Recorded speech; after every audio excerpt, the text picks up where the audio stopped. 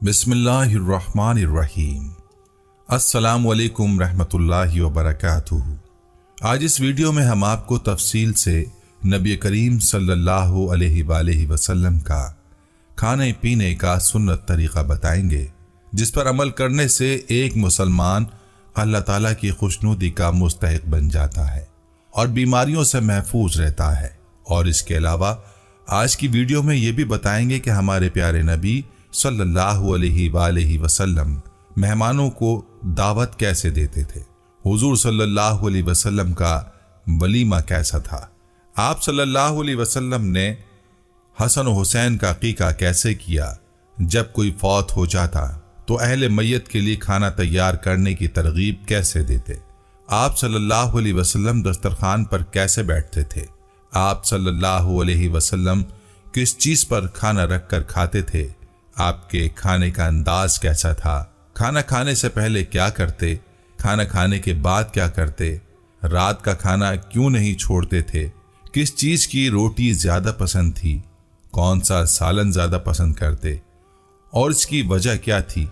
आप शहद, लहसुन, प्याज, खजूर कैसे खाते थे। खाने पीने से मुताल्लिक मुकम्मल मालूमात आपको आज की वीडियो में तफसील से बताएंगे। आपसे गुजारिश है कि वीडियो को आखिर तक ज़रूर देखिएगा।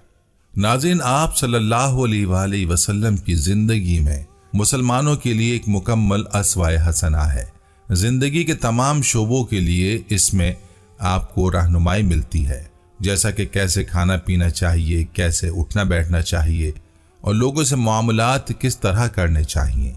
आप सल्लल्लाहु अलैहि वसल्लम का खाना पीना निहायत सादा था।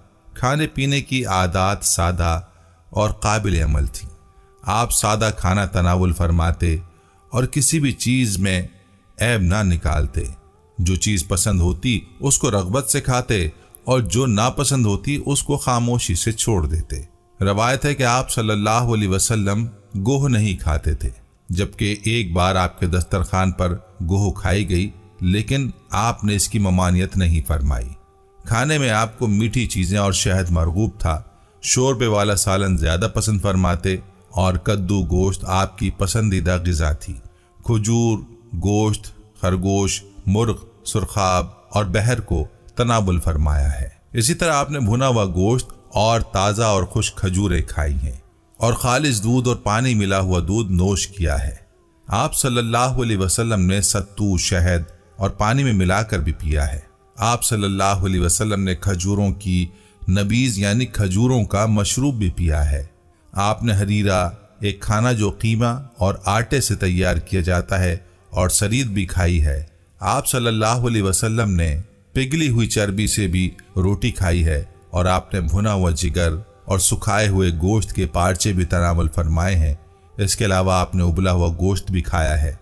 नबी सल्लल्लाहु अलैहि वसल्लम ने घी के साथ भी सरीद खाई है और उन्होंने पनीर भी खाई है।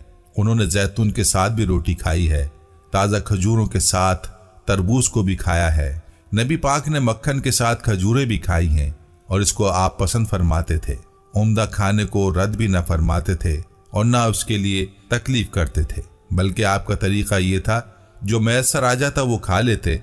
ऐसे मौके भी आए कि आप सल्लल्लाहु अलैहि वसल्लम को सब्र करना पड़ा, हत्ता कि आप सल्लल्लाहु अलैहि वसल्लम ने भूख की वजह से पेट पर पत्थर भी बांधे हैं। दोस्तों, कई महीने इसी हालत में गुजर जाते, आप सल्लल्लाहु अलैहि वसल्लम के घर में आग न जलती। आप सल्लल्लाहु अलैहि वसल्लम का बड़ा खाना वो होता जो ज़मीन पर एक दस्तरखान पर रखा जाता। आप 3 उंगलियों से खाना तनावुल फरमाते।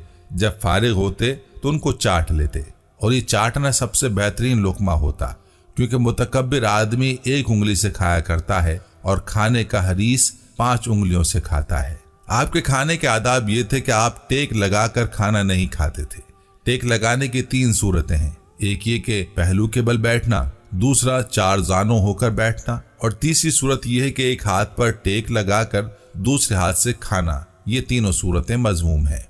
आप सल्लल्लाहु अलैहि वसल्लम की इब्तिदा में बिस्मिल्लाह और आखिर में अल्हम्दुलिल्लाह पढ़ते, इख्तिताम पर ये दुआ पढ़ते। अबू उमामा रज़ी अल्लाह अन्हु रिवायत करते हुए बयान करते हैं, नबी सल्लल्लाहु अलैहि वसल्लम जब अपना दस्तरखान उठाते तो फरमाते अल्हम्दुलिल्लाहि حمدن کثیرن طیبن مبارکن فی غیر مکفی ولا مودعی ولا مستغنی عنہ ربنا۔ سب تعریف اللہ کے لیے ہے، ایسی تعریف جو بہت زیادہ پاکیزہ اور بابرکت ہے، اس حال میں کہ اس کی ذات کسی کی محتاج نہیں اور نہ ہی اس کو چھوڑا جا سکتا ہے اور نہ ہی اس سے بے نیازی بڑھتی جا سکتی ہے۔ اے ہمارے رب۔ آپ صلی اللہ علیہ وسلم کھانا کھانے کے بعد اپنی انگلیوں کو چاٹ لیتے۔ ان لوگوں کے پاس رومال تو نہیں تھے کہ اسے اپنے ہاتھوں کو صاف کرتے، اور کھانے کے بعد ہاتھوں کو دھونا ان کی عادت بھی نہیں تھی۔ آپ صلی اللہ علیہ وسلم اکثر و بیشتر بیٹھ کر ہی پانی پیتے، بلکہ آپ نے کھڑے ہو کر پانی پینے سے منع فرمایا۔ آپ نے بلا عذر بس ایک دفعہ کھڑے ہو کر پانی پیا۔ آپ صلی اللہ علیہ وسلم زمزم پر تشریف لائے اور لوگ اس سے آب زمزم نکال کر لوگوں کو پلا رہے تھے، چنانچہ آپ نے ڈول لیا اور کھڑے ہو کر اس سے پیا۔ جب آپ کوئی مشروب نوش کرتے تو آپ دائیں جانب بیٹھے ہوئے شخص کو وہ پانی دیتے، خواہ آپ کی بائیں جانب بیٹھا ہوا شخص اس سے مرتبے میں بڑا ہوتا۔ انس رضی اللہ عنہ نے بیان کیا کہ نبی کریم صلی اللہ علیہ وسلم نے فرمایا، کھانے سے پہلے اللہ کا نام لیا کرو اور ہر شخص اپنے نزدیک سے کھائے۔ ناظرین، آپ صلی اللہ علیہ وسلم نے نیک لوگوں کی دعوت کرنے پر امت کو ابھارا ہے، اس لیے کہ یہ عمل باہمی محبت کا سبب ہے۔ نیز آپ نے اس بات پر زور دیا ہے کہ دعوت پرہیزگار لوگوں کی ہونی چاہیے، فاسقوں کی نہیں ہونی چاہیے۔ چنانچہ نبی کریم صلی اللہ علیہ وسلم نے فرمایا، تم اپنا کھانا نیک لوگوں کو کھلاؤ۔ نبی پاک صلی اللہ علیہ وسلم نے امت کو اس چیز سے منع کیا ہے کہ وہ دعوت کے موقع پر، خاص طور پر ولیمے کی دعوت کے موقع پر، مالداروں کو تو بلائیں لیکن غریبوں کو نہ بلائیں۔ چنانچہ انہوں نے فرمایا، سب سے برا کھانا ولیمے کا وہ کھانا ہے جس کے لیے مالداروں کو تو دعوت دی جائے مگر غریبوں کو نہ دی جائے۔ رسول اللہ صلی اللہ علیہ وسلم اپنے صحابہ سے محبت کیا کرتے تھے اور تھوڑے سے کھانے کو بھی ان میں تقسیم فرما دیتے تھے۔ ابو نعیم ابن الحسنی اور حاکم نے حضرت ابو سعید خدری رضی اللہ عنہ سے روایت نقل کی ہے کہ ہند کے بادشاہ نے رسول اللہ صلی اللہ علیہ وسلم کی خدمت میں چند تحائف پیش کیے۔ جو چیزیں اس نے ہدیے میں دیں ان میں ایک گھڑا بھی تھا جس میں سونٹھ تھی، تو آپ نے ہر آدمی کو اس کا ایک ایک ٹکڑا کھلایا اور مجھے بھی ایک ٹکڑا کھلایا۔ رسول اللہ صلی اللہ علیہ وسلم بھوکے شخص کو کھانا کھلاتے اور بیمار کی بیمار پرسی کرنے اور قیدی کو رہا کرنے کی ترغیب دیا کرتے تھے۔ رسول اللہ صلی اللہ علیہ وسلم دائیں ہاتھ سے کھانا کھاتے اور دائیں ہاتھ سے ہی پانی پیتے تھے اور دوسروں کو بھی اس کی ہدایت کرتے تھے۔ حضرت عبداللہ بن عمر سے روایت ہے کہ رسول اللہ صلی اللہ علیہ وسلم نے فرمایا، جب تم میں سے کوئی شخص کھانا کھا لے تو اپنے دائیں ہاتھ سے کھائے اور جب پیے تو دائیں ہاتھ سے پیے، بے شک شیطان بائیں ہاتھ سے کھاتا اور بائیں ہاتھ سے پیتا ہے۔ حضرت ابو ہریرہ رضی اللہ تعالی عنہ فرماتے ہیں، اس خدا کی قسم جس کے سوا کوئی معبود نہیں، میں بھوک کی وجہ سے اپنے جگر کو زمین کے ساتھ لگاتا تھا اور میں اس بھوک کے مارے اپنے پیٹ پر پتھر باندھتا تھا۔ ایک دن میں کسی راہ گزر پر بیٹھ گیا تو میرے پاس سے حضرت ابوبکر کا گزر ہوا۔ میں نے ان سے کتاب اللہ کی آیات میں سے ایک آیت کے بارے میں پوچھا۔ میں نے ان سے صرف اس لیے پوچھا تھا کہ وہ مجھے اپنے ساتھ لے جائیں، مگر وہ گزر گئے اور انہوں نے ایسا نہیں کیا۔ پھر میرے پاس سے حضرت عمر کا گزر ہوا۔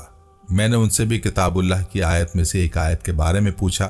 میں نے ان سے بھی صرف اس لیے پوچھا کہ وہ مجھے اپنے ہمراہ لے جائیں اور کھانا کھلا دیں، مگر وہ بھی گزر گئے اور انہوں نے ایسا نہیں کیا۔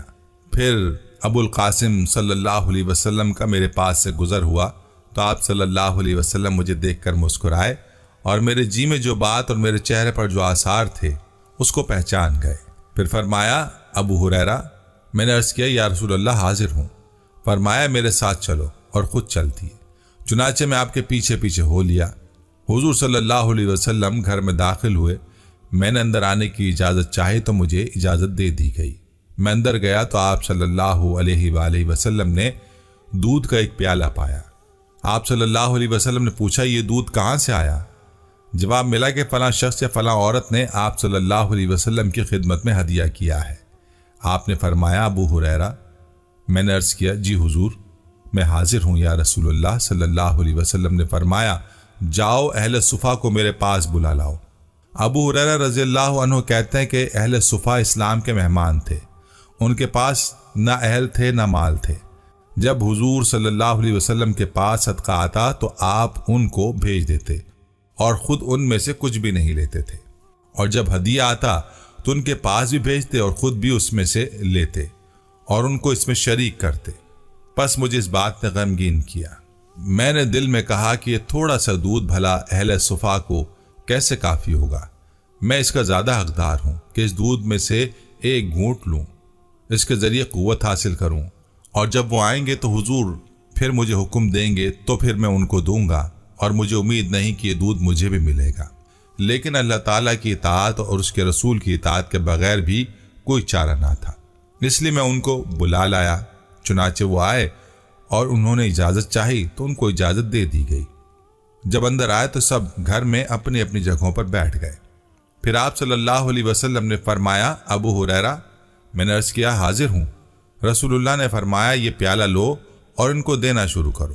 چنانچہ میں نے پیالہ پکڑا اور ایک آدمی کو دیا، اس نے وہ دودھ خوب سیر ہو کر پیا۔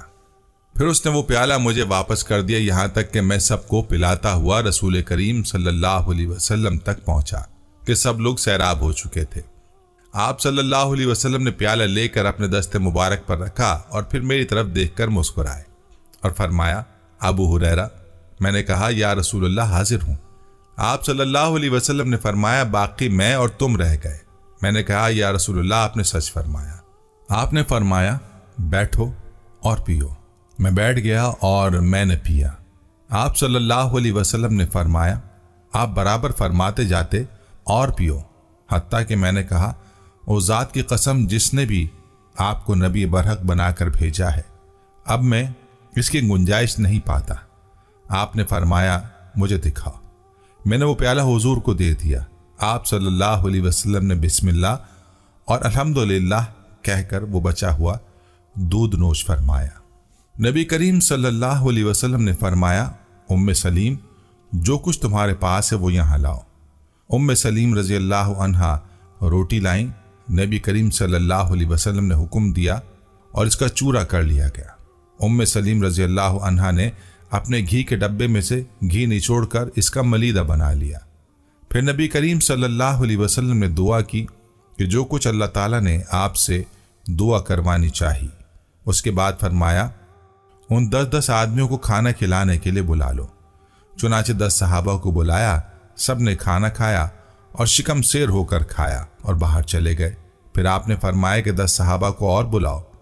پھر 10 صحابہ کو اور بلایا گیا، ان لوگوں نے بھی خوب پیٹ بھر کر کھایا اور باہر تشریف لے گئے۔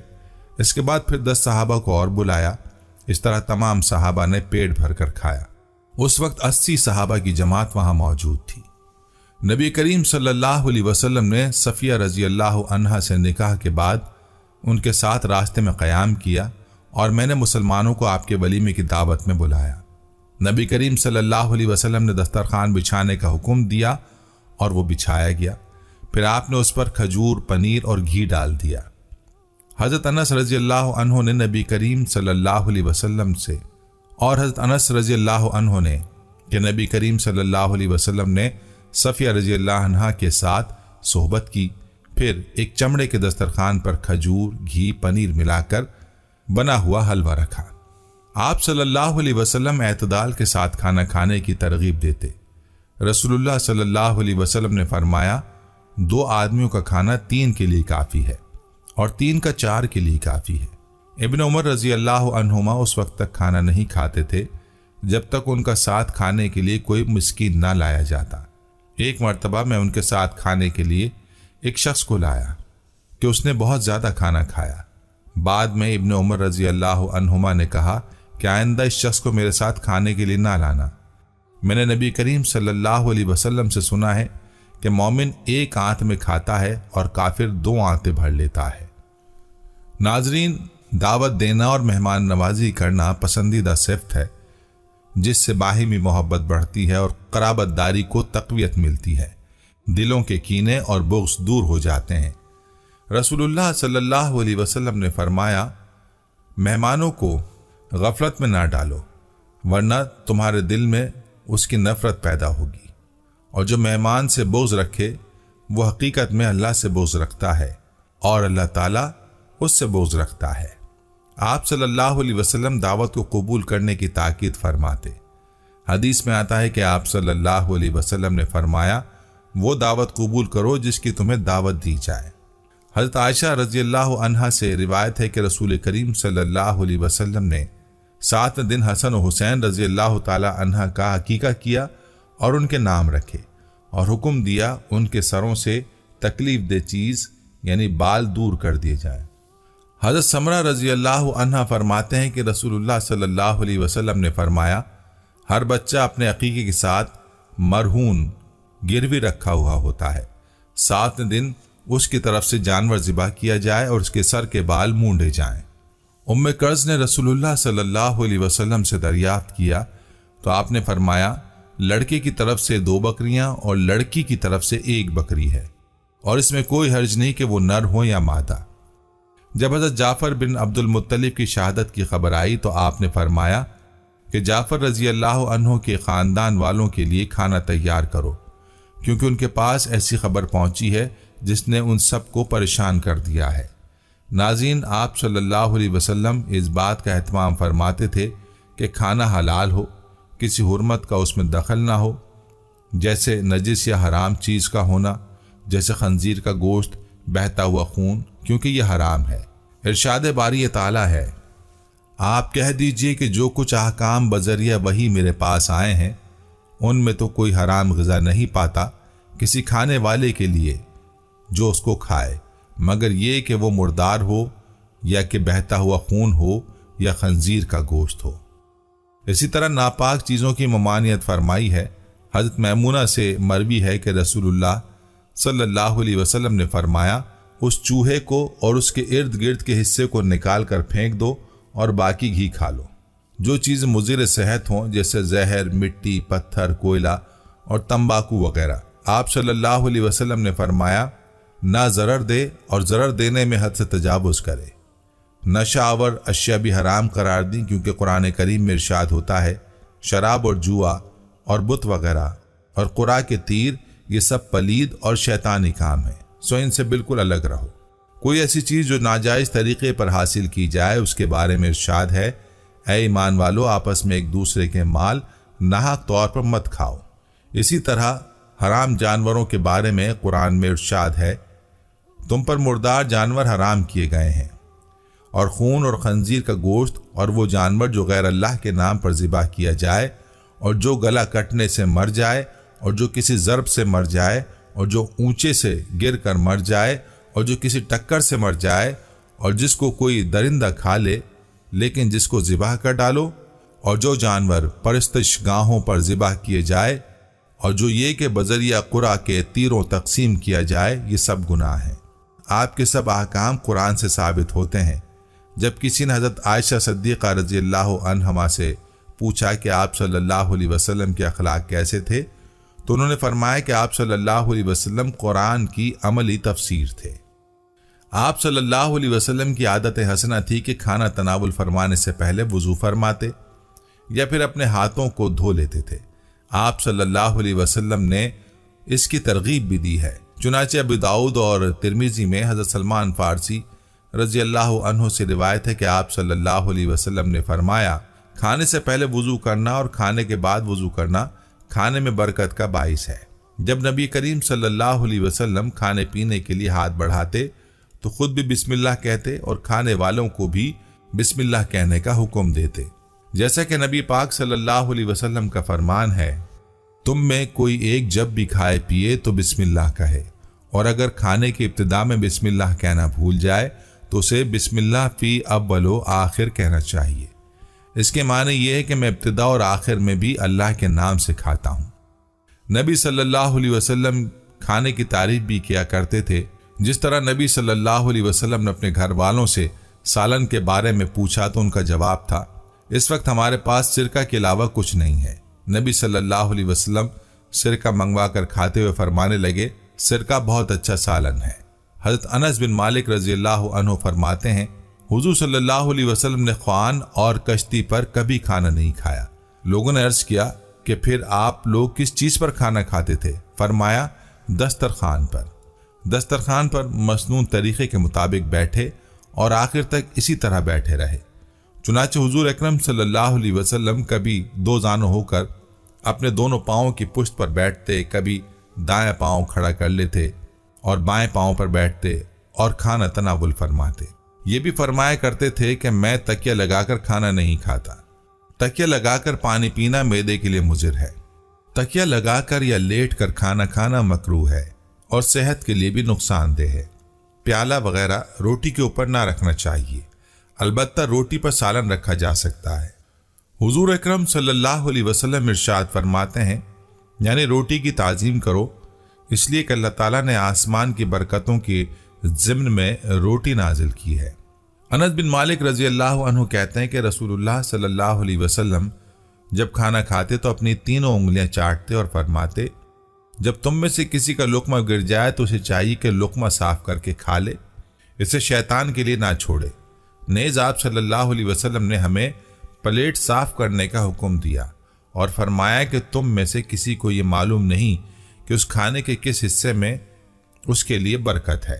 حضرت ثابت فرماتے ہیں کہ حضرت انس بن مالک رضی اللہ عنہ نے ہمیں لکڑی کا موٹا پیالہ نکال کر دکھایا جس پر لوہے کے پترے لگے ہوئے تھے اور فرمایا، اے ثابت، یہ حضرت محمد صلی اللہ علیہ وسلم کا پیالہ ہے۔ روایت سے معلوم ہوتا ہے کہ حضرت محمد صلی اللہ علیہ وسلم نے مختلف اوقات میں 5 پیالے استعمال فرمائے ہیں، جن کے نام یہ ہیں: نمبر 1 ریان، خوب سیر کرنے والا۔ نمبر 2 مغیث۔ نمبر 3 مذیب، جس پر لوہے کا پترا چڑھا ہوا تھا۔ نمبر 4 زجاج، شیشے کا بنا ہوا۔ نمبر 5 ایدان، لکڑی کا بنا ہوا۔ مگر جس پیالے کا حضرت انس رضی اللہ عنہ نے ذکر کیا ہے، یہ حضرت انس رضی اللہ عنہ کے پاس تھا اور ان کی اولاد نضر بن انس کی میراث سے یہ 8 لاکھ کا فروخت ہوا۔ حضرت انس رضی اللہ عنہ فرماتے ہیں کہ میں نے حضور پاک صلی اللہ علیہ وسلم کو اس پیالے سے تمام مشروبات مثلاً پانی، نبیذ، شہد اور دودھ پلائے ہیں۔ نبیذ یہ کہلاتا ہے کہ پانی میں کھجور یا کشمش ملا دی جائے اور اس میں ان کا اثر اچھی طرح آ جائے، مگر اس میں نشہ پیدا نہ ہو، کیونکہ نشہ آ جائے تو پھر حرام ہے۔ رسول اللہ صلی اللہ علیہ وسلم نے ارشاد فرمایا کہ جو شخص چاندی کے برتنوں میں کھاتا پیتا ہے تو وہ اپنے پیٹ میں جہنم کی آگ انڈیلتا ہے۔ سیدنا جابر بن عبداللہ رضی اللہ عنہ فرماتے ہیں کہ رسول اللہ صلی اللہ علیہ وسلم نے فرمایا، برتنوں کو ڈھانپ کر اور مشکیزوں کو باندھ کر رکھا کرو، کیونکہ سال میں ایک رات ایسی بھی ہوتی ہے کہ جس میں ایک وبا اترتی ہے اور جس برتن پر ڈھکن اور جس مشکیزے پر سر بند نہیں ہوتا اس میں داخل ہو جاتی ہے۔ ناظرین، عقبہ بن عامر جہنی رضی اللہ عنہ کہتے ہیں کہ رسول اللہ صلی اللہ علیہ وسلم نے فرمایا، تم اپنے مریضوں کو کھانے اور پینے پر مجبور نہ کرو، اس لیے کہ اللہ تعالیٰ انہیں کھلاتا اور پلاتا ہے۔ انس بن مالک رضی اللہ عنہ کہتے ہیں کہ نبی اکرم صلی اللہ علیہ وسلم نے فرمایا، رات کا کھانا کھاؤ اگرچہ ایک مٹھی کھجور ہی کیوں نہ ہو، اس لیے کہ رات کا کھانا چھوڑنا بڑھاپے کا سبب ہے۔ ابو موسیٰ اشعری رضی اللہ عنہ سے روایت ہے کہ نبی کرم صلی اللہ علیہ وسلم نے فرمایا، مردوں میں سے بہت سارے مرد درجہ کمال کو پہنچے اور عورتوں میں سے صرف مریم بنت عمران اور فرعون کی بیوی آسیہ درجہ کمال کو پہنچی، اور تمام عورتوں پر عائشہ کو اس طرح فضیلت حاصل ہے جس طرح کھانوں پر سرید کو ہے، یعنی سرید کو تمام کھانوں پر فضیلت دی گئی ہے۔ حضرت ابو عبیدہ رضی اللہ عنہ کہتے ہیں کہ میں نے حضور اکرم صلی اللہ علیہ وسلم کے لیے ہانڈی پکائی، چونکہ آقائے نامدار کو دستی کا گوشت بہت زیادہ پسند تھا، اس لیے میں نے ایک دستی پیش کی۔ پھر حضور صلی اللہ علیہ وسلم نے دوسری طلب فرمائی، میں نے دوسری پیش کر دی۔ پھر حضور صلی اللہ علیہ وسلم نے اور طلب فرمائی، میں نے عرض کیا، یا رسول اللہ صلی اللہ علیہ وسلم، بکری کی 2 ہی دستیاں ہوتی ہیں۔ حضور صلی اللہ علیہ وسلم نے ارشاد فرمایا، اس ذات پاک کی قسم جس کے قبضہ قدرت میں میری جان ہے، اگر تم چپ رہتے تو میں جب تک مانگتا رہتا اس دیگچی سے دستیاں نکلتی رہتی۔ حضرت ابو ہریرہ رضی اللہ عنہ فرماتے ہیں کہ حضور صلی اللہ علیہ وسلم کی خدمت میں کہیں سے گوشت آیا، اس میں سے دستی کا گوشت آپ صلی اللہ علیہ وسلم کے سامنے پیش ہوا۔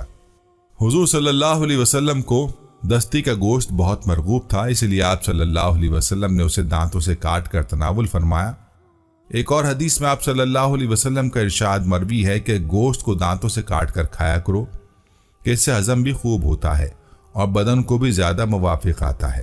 حضرت ام سلمہ رضی اللہ عنہما فرماتی ہیں کہ میں نے پہلو کا بھنا ہوا گوشت حضور صلی اللہ علیہ وسلم کی خدمت میں پیش کیا، جسے آپ صلی اللہ علیہ وسلم نے تناول فرمایا۔ اور اسی طرح حضرت عبداللہ بن حارث رضی اللہ عنہ کہتے ہیں کہ ہم نے حضور اقدس صلی اللہ علیہ وسلم کے ساتھ بھنا ہوا گوشت مسجد میں کھایا۔ گوشت کے بارے میں حضور صلی اللہ علیہ وسلم نے فرمایا کہ گوشت اہل دنیا و اہل جنت کی سب غذاؤں کا سردار ہے۔ نیز آپ صلی اللہ علیہ وسلم نے فرمایا پشت کا گوشت عمدہ گوشت ہوتا ہے۔ ابن ماجہ۔ ابو ذر غفاری رضی اللہ عنہ سے روایت ہے کہ رسول اللہ صلی اللہ علیہ وسلم نے فرمایا جب تم کوئی شوربے والی چیز پکاؤ تو اس میں پانی کو زیادہ کر لیا کرو اور اپنے ہمسائے کا بھی خیال رکھا کرو۔ رسول اللہ صلی اللہ علیہ وسلم کا ارشاد ہے جو شخص روزانہ صبح کے وقت 7 اجوا کھجوریں کھا لیا کرے اسے اس دن زہر اور جادو سے کوئی نقصان نہیں پہنچ سکتا۔ رسول اللہ صلی اللہ علیہ وسلم نے ایک اور جگہ ارشاد فرمایا کہ اجوا جنت کا پھل ہے، اس میں زہر سے شفا دینے کی تاثیر ہے۔ زیتون کے تیل کے بارے میں رسول اللہ صلی اللہ علیہ وسلم کا ارشاد ہے کہ زیتون کا تیل کھاؤ، اس سے مالش کرو کیونکہ یہ مبارک درخت سے پیدا ہوتا ہے۔ ایک حدیث میں آپ صلی اللہ علیہ وسلم نے کھانے میں مکھی وغیرہ گر جانے کی صورت میں اسے اندر ڈبو کر نکالنے کا حکم دیا، لیکن یہ حکم واجبی نہیں، لہٰذا اگر کسی کو طبعی کراہت ہو اور وہ ایسا نہ کرے تو گنہگار نہ ہوگا۔ ابو ایوب رضی اللہ عنہ بیان کرتے ہیں کہ جب نبی صلی اللہ علیہ وسلم کی خدمت میں کھانا پیش کیا جاتا تو آپ اسے تناول فرماتے اور اس سے جو بچ جاتا وہ میرے لیے بھیج دیتے۔ ایک روز آپ نے ایک پیالہ میری طرف بھیجا جس میں سے آپ نے کچھ کھایا نہیں تھا کیونکہ اس میں لہسن تھا۔ میں نے آپ سے دریافت کیا کیا وہ حرام ہے؟ آپ صلی اللہ علیہ وسلم نے فرمایا نہیں، لیکن اس کی بو کی وجہ سے میں اسے ناپسند کرتا ہوں۔ انہوں نے عرض کیا جس چیز کو آپ ناپسند کرتے ہیں میں بھی ناپسند کرتا ہوں۔ سفینہ رضی اللہ عنہ کہتے ہیں کہ میں نے رسول اللہ صلی اللہ علیہ وسلم کے ساتھ پانی کی چڑیا سرخاب کا گوشت کھایا۔ سیدنا صفوان بن امیہ رضی اللہ عنہ بیان کرتے ہیں کہ مجھے نبی کریم صلی اللہ علیہ وسلم نے دیکھا، میں ہڈی سے گوشت ہاتھ کے ساتھ اتار رہا تھا۔ آپ نے فرمایا اے صفوان؟ میں نے کہا جی حاضر ہوں۔ آپ نے فرمایا گوشت اپنے منہ کے قریب کر لو اور اسے دانتوں سے نوچ کر کھاؤ، یہ زیادہ لذیذ بھی ہے اور زود ہضم بھی ہے۔ نبی کریم صلی اللہ علیہ وسلم اپنے اصحاب کرام میں سے 6 افراد کے ساتھ مل کر کھانا کھا رہے تھے۔ ایک دیہاتی آیا، اس نے 2 لقموں میں کھانا ختم کر دیا۔ نبی صلی اللہ علیہ وسلم نے فرمایا اگر یہ بسم اللہ پڑھ کر کھاتا تو تمہیں یہ کھانا کفایت کر جاتا۔ جب تم میں سے کوئی کھانا کھائے تو اسے بسم اللہ پڑھنی چاہیے، اور اگر کھانے کے شروع میں بسم اللہ بھول جائے تو کہے بسم اللہ اول و آخر، پڑھ لیا کرے۔ ایک شخص نے رسول اللہ صلی اللہ علیہ وسلم کے ہاں بائیں ہاتھ سے کھانا کھایا تو آپ صلی اللہ علیہ وسلم نے فرمایا دائیں ہاتھ سے کھاؤ۔ اس نے کہا میں اس کی طاقت نہیں رکھتا۔ آپ نے فرمایا تو اس کی طاقت نہ رکھے، اس کو دائیں ہاتھ کے ساتھ کھانے سے کبر کے سوا اور کسی چیز نے نہیں روکا تھا، پھر وہ کبھی اس ہاتھ سے منہ تک نہ اٹھا پایا۔ کھانا گوشت وغیرہ کھاتے ہوئے ٹیک لگا کر ہرگز نہ کھائے۔ رسول اللہ صلی اللہ علیہ وسلم نے فرمایا کہ میں ٹیک لگا کر نہیں کھاتا۔ نبی صلی اللہ علیہ وسلم نے کبھی کسی کھانے میں عیب نہیں نکالا۔ اگر آپ کو مرغوب ہوتا تو کھاتے ورنہ چھوڑ دیتے۔ نبی اکرم صلی اللہ علیہ وسلم نے فرمایا آدم کے بیٹے نے کوئی ایسا برتن نہیں بھرا جو اس کے پیٹ کی بنسبت برا ہو، حالانکہ ابن آدم کو چند لقمے کافی تھے جو اس کی کمر کو سیدھا رکھیں۔ اگر اس نے زیادہ کھانا ہی ہو تو پھر پیٹ کا 3 حصہ کھانے کے لیے، 3 حصہ پینے کے لیے اور 3 حصہ سانس کے لیے رکھا جائے۔ نبی صلی اللہ علیہ وسلم نے فرمایا جو اس حال میں سویا کہ اس کے ہاتھ میں چکناہٹ تھی اور اس نے اس کو دھویا نہیں اور پھر کسی موذی چیز نے اسے کوئی نقصان پہنچایا تو وہ صرف اپنے آپ کو ہی ملامت کرے۔ حضرت عائشہ صدیقہ رضی اللہ عنہا بیان فرماتی ہیں کہ حضور نبی اکرم صلی اللہ علیہ وسلم کے اہل خانہ نے ایک دن میں کبھی 2 مرتبہ ایسا کھانا تناول نہیں فرمایا جس میں ایک وقت کھجوریں نہ ہوں۔ کھجور ایک مقوی غذا ہے، سب پھلوں میں سے زیادہ توانائی بخش ہے، جس میں انسانی کو جس قدر حیاتین کی ضرورت ہوتی ہے اسی قدر کھجور میں ہے۔ کھجور جسم کو فربا کرتی ہے، سال خون پیدا کرتی ہے، سینے اور پھیپھڑوں کو قوت بخشنے کے لیے اس سے بہتر کوئی چیز نہیں۔ حضرت انس رضی اللہ عنہ بیان کرتے ہیں کہ میں حضور نبی اکرم صلی اللہ علیہ وسلم کے ہمراہ آپ صلی اللہ علیہ وسلم کے ساتھ ایک خادم کے پاس گیا جو درجی کا کام کرتا تھا۔ پس اس نے آپ صلی اللہ علیہ وسلم کی خدمت میں سرید کا ایک پیالہ پیش کیا۔ حضرت انس کا بیان ہے کہ پھر وہ اپنے کام میں مشغول ہو گیا۔ حضرت انس رضی اللہ عنہ بیان کرتے ہیں کہ حضور نبی اکرم صلی اللہ علیہ وسلم اس میں کدو کے ٹکڑے تلاش فرما رہے تھے۔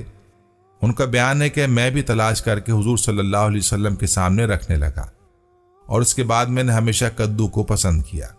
ابو قلابہ سے روایت ہے کہ زاہد جرمی نے بیان کیا کہ حضرت ابو موسیٰ اشعری آئے تو انہوں نے قبیلہ جرہم کے لوگوں کا اکرام کیا۔ ہم لوگ ان کے پاس بیٹھے ہوئے تھے اور وہ صبح کے کھانے میں مرغ تناول فرما رہے تھے، اور وہاں لوگوں میں ایک اور آدمی بیٹھا ہوا تھا۔ انہوں نے اس کو بھی کھانے کے لیے بلا لیا۔ اس نے کہا، میں نے اس مرغ کو گندی چیز کھاتے ہوئے دیکھا ہے تو مجھے اس سے گھن آتی ہے۔ حضرت ابو موسیٰ نے فرمایا، میں نے نبی کریم صلی اللہ علیہ وسلم کو مرغ کھاتے ہوئے دیکھا ہے۔ حضرت ام المومنین سیدہ عائشہ رضی اللہ عنہا نے کہا، رسول اللہ صلی اللہ علیہ وسلم میٹھی چیز، حلوہ وغیرہ اور شہد پینا پسند فرمایا کرتے تھے۔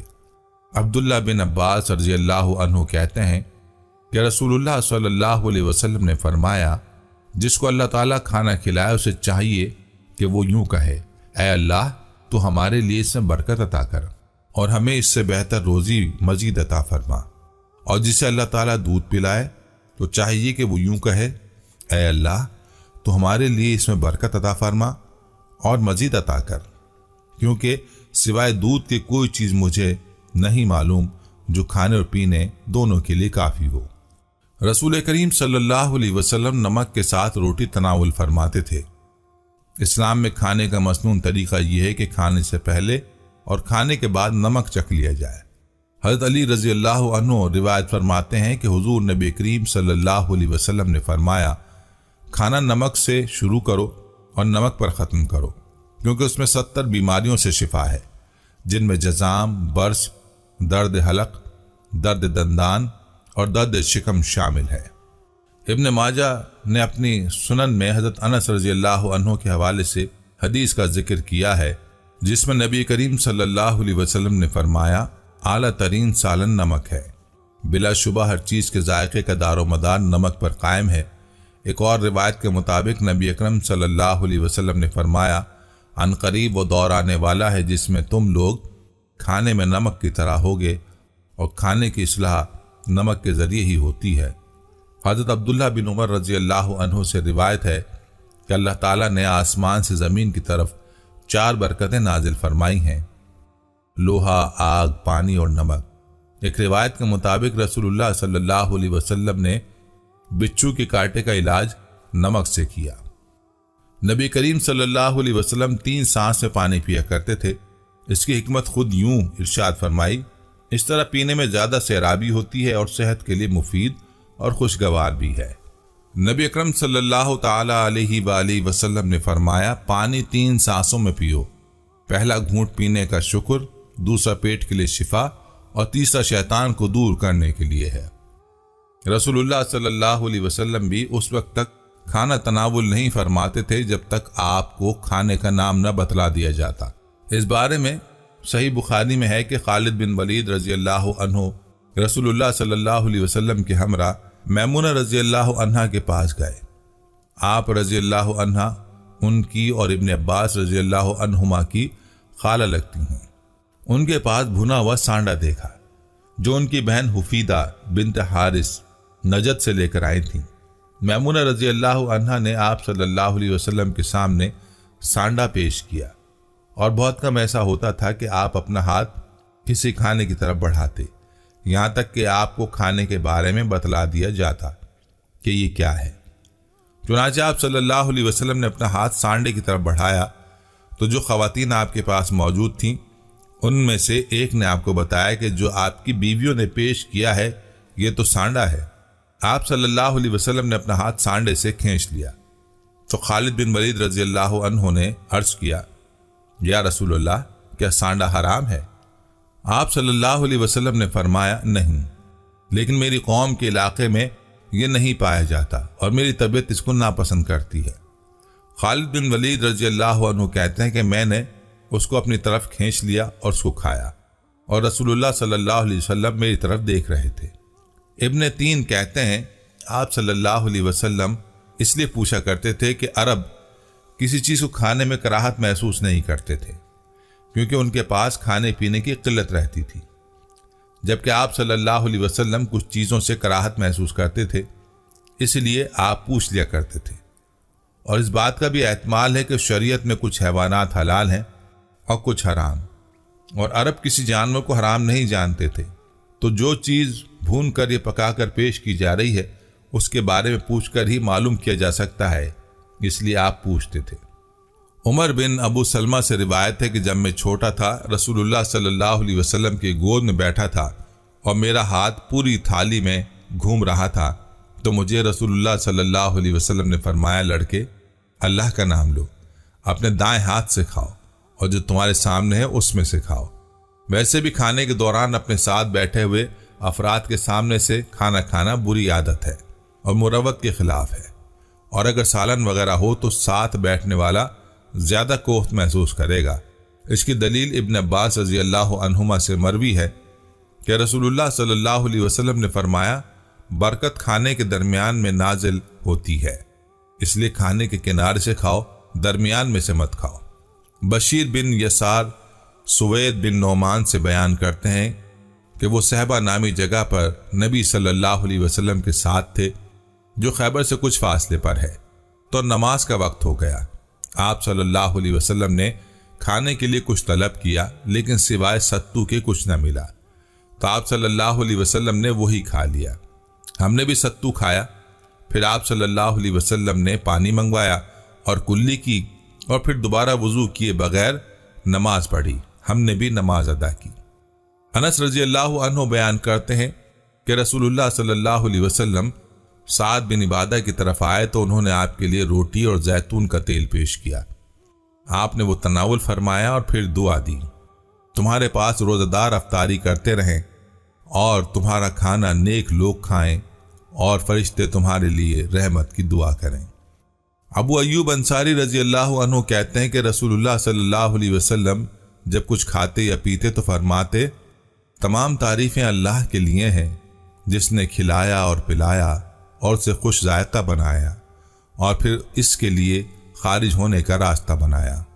عبد الرحمن بن جبیر کہتے ہیں کہ نبی صلی اللہ علیہ وسلم کی 8 سال تک خدمت کرنے والے خادم نے بتلایا کہ آپ صلی اللہ علیہ وسلم کو جب کھانا پیش کیا جاتا تھا آپ کہتے تھے بسم اللہ، اور جب فارغ ہوتے تھے تو کہتے، جس کا ترجمہ ہے، یا اللہ تو نے ہی کھلایا، پلایا، ہدایت دی اور زندہ رکھا، چنانچہ تیری ان عنایتوں پر تیرے لیے ہی تعریفیں ہیں۔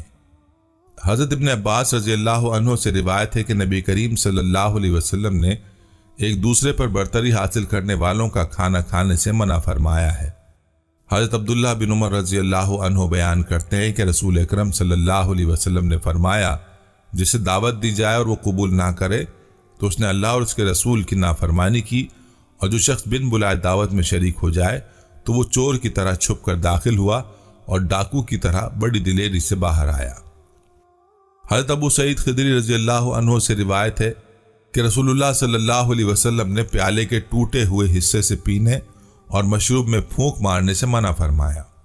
اللہ تعالیٰ سے دعا ہے کہ ہمیں کھانے پینے میں سنت نبوی کی پیروی کرنے کی توفیق عطا فرمائے، آمین۔ ناظرین، یہ تھی ہماری آج کی ویڈیو۔ امید ہے کہ آپ کو ہماری آج کی یہ ویڈیو پسند آئی ہوگی۔ اگر ویڈیو پسند آئی ہے تو اس کو لائک کریں اور اپنے پیاروں اور دوستوں کے ساتھ ضرور شیئر کریں۔ کمنٹس میں آپ ہمیں بتائیں کہ آپ اور کن موضوعات پر ویڈیو دیکھنا چاہتے ہیں۔ اس کے ساتھ ساتھ آپ کمنٹس میں ہم سے سوالات بھی پوچھ سکتے ہیں، لیکن یہ سب کرنے سے پہلے ہمارے چینل کو سبسکرائب کر لیں اور بیل کے بٹن کو بھی پریس کر لیں تاکہ ہماری آنے والی مزید معلوماتی ویڈیوز کا نوٹیفیکیشن آپ کو بر وقت مل سکے۔ اور آپ علم کے اس خزانے سے مستفید ہو سکیں۔ اب ملاقات ہوگی آنے والی ویڈیو میں، تب تک کے لیے خدا آپ کا حامی و ناصر ہو۔ فی امان اللہ۔ آخر میں پیارے دوستو، ہم نے ہر ویڈیو کے اختتام پر ایک دعا کا سلسلہ شروع کیا ہوا ہے۔ جو بھی اس دعا میں شامل ہوگا، میرا یہ دعویٰ ہے کہ اللہ کریم اس کی تقدیر کو بدل دے گا۔ پہلے میرے تمام ساتھی، مائیں، بہنیں سب مل کر میرے ساتھ درود شریف پڑھ لیں اور کثرت کے ساتھ کمنٹس میں آمین لکھیں۔ اللہ اس آمین کو لکھنے کی برکت سے آپ کی اور میری تقدیر بدل دے گا۔ درود ابراہیمی پڑھ لیں۔ اللہم صلی علی محمد وعلی آل محمد کما صلیت علی ابراہیم وعلی آل ابراہیم انک حمید مجید۔ اللہم بارک علی محمد وعلی آل محمد کما بارکت علی ابراہیم وعلی آل ابراہیم انک حمید مجید۔ اے اللہ، ہم تیرے گناہگار بندے، ہم تیرے خطا کار بندے، ہم تیرے عاجز بندے تیری پاکی بیان کرتے ہیں اور تیرے آگے دعا کے لیے ہاتھ پھیلاتے ہیں۔ ہماری خطاؤں کو معاف فرما، ہمارے گناہوں کو معاف فرما۔ اے اللہ، ہم اپنے اگلے پچھلے صغیرہ کبیرہ، چھوٹے بڑے سبھی گناہوں، خطاؤں اور نافرمانیوں کی تجھ سے معافی مانگتے ہیں۔ اے اللہ، اے رب العزت، ہم اپنے گناہوں سے توبہ کرتے ہیں، ہماری توبہ قبول کر لے۔ اے پاک پروردگار، ہم سب کو سچا اور پکا مسلمان بنا دے، ہم سب کو اسلام پر استقامت نصیب فرما دے، ہمیں کامل اور پختہ ایمان والا بنا۔ اے پاک پروردگار، تمام مسلمانوں کو خواب غفلت سے بیدار کر دے۔ اے اللہ، ہمارے دین اسلام کی حفاظت فرما، مسلمانوں کو دین و دنیا میں عزت عطا فرما۔ اے عرش مولا کے مالک، اے حکمت والے، اے کائنات کے رب، ہمارے دلوں کو گمراہ ہونے سے بچا، جس طرح سے پہلی قومیں گمراہ ہوئی ہیں اور جس طرح سے پہلی قوموں نے اپنے انبیاء کی نافرمانی کی ہے۔ اے اللہ، تو ہمیں ایسی نافرمانی سے بچا۔ اے اللہ، تو ہمیں ان عذابوں سے بچا جو تو نے پچھلی قوموں پر نازل کیے ہیں۔ اے اللہ، تو ہمیں ان تمام گناہوں سے بچا جن گناہوں میں پچھلی قومیں مبتلا ہوئی ہیں۔ اے مولا کریم، تو ہماری حفاظت فرما ہر اس فعل سے جو تیری ناراضگی اور تیرے غضب کا سبب بنا۔ اے اللہ، ہماری زندگی کو اپنی چاہت کے مطابق ڈھال دے، ہمیں صرف اور صرف نیکی کی توفیق عطا فرما، ہم نیکی کی باتوں کو سننے والے بن جائیں اور ان پر عمل کرنے والے بن جائیں، اور نیکی کی باتوں کو پھیلانے کی ہمیں توفیق عطا فرما۔ اے اللہ، یہ دور فتنے کا دور ہے، امت کے اندر ہر طرح کے گناہ پائے جاتے ہیں، تو ہمارے حال پر رحم فرما اور ہمیں گناہوں سے بچنے کی توفیق عطا فرما۔ اے اللہ، تو کریم ہے، تو رحیم ہے، تو رحمان ہے، تو غفور الرحیم ہے، تو ہمارے گزشتہ گناہوں کو معاف فرما دے اور آئندہ کے لیے ہمیں گناہوں سے بچنے کی توفیق عطا فرما۔ اے اللہ، ہمارے تن من، ہمارے دل کو، دماغ کو، روح کو، جسم کو پاکیزہ بنا دے، ہمارے دلوں پر لگے زنگ کو، ہمارے دلوں پر جمی گندگی اور میل کو اپنی رحمت سے دھو ڈال۔ اے اللہ، ہمیں اپنے عذاب اور رسوائی سے بچا۔